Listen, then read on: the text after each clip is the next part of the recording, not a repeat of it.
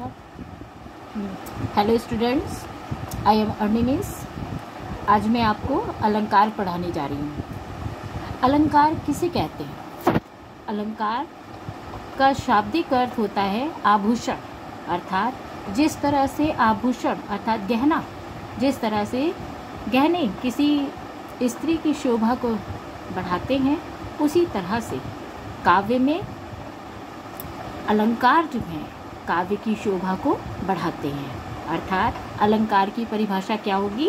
काव्य की शोभा बढ़ाने वाले उपकरणों को अलंकार कहते हैं। अब अलंकार के कितने भेद होते हैं? अलंकार के दो भेद होते हैं, शब्दालंकार और अर्थालंकार। शब्दालंकार किसे कहते हैं? जब काव्य में शब्दों के द्वारा चमत्कार होता है तो उसे शब्दालंकार कहते हैं।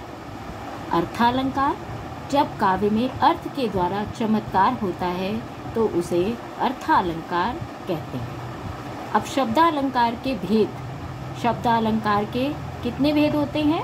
3 भेद होते हैं। सबसे पहले हम आते हैं अनुप्रास अलंकार। अब अनुप्रास अलंकार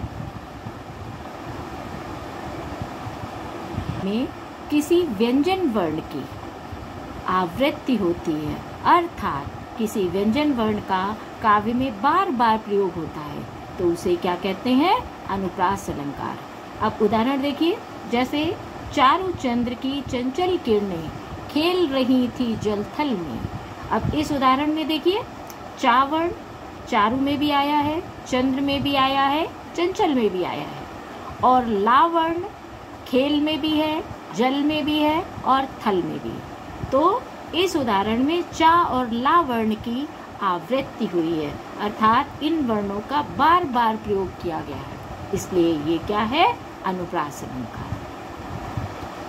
अब हम दूसरे अलंकार पे आते हैं, यमक अलंकार। यमक का शाब्दिक अर्थ होता है जोड़ा, अर्थात जब काव्य में किसी शब्द का एक से अधिक बार प्रयोग हो और प्रत्येक बार उसके अर्थ जो हैं वो भिन्न भिन्न हो तो उसे क्या कहते हैं?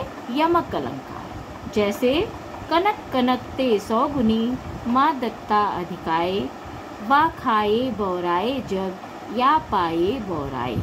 यहाँ पर देखिए, कनक शब्द का 2 बार प्रयोग किया गया है और दोनों बार इस कनक शब्द के अलग अलग अर्थ हैं। पहले कनक का अर्थ है धतूरा और दूसरे कनक का अर्थ है सोना। अर्थात कनक यानी धतूरा, जब मनुष्य को धतूरा मिलता है तो धतूरे को अगर वो खा लेता है तो उसको खाने से वो पागल हो जाता है, उसमें नशा चढ़ जाता है। लेकिन सोने को तो पाने मात्र से ही उसमें नशा चढ़ने लगता है, अर्थात वो पागल हो जाता है सोने को प्राप्त करके। ठीक है।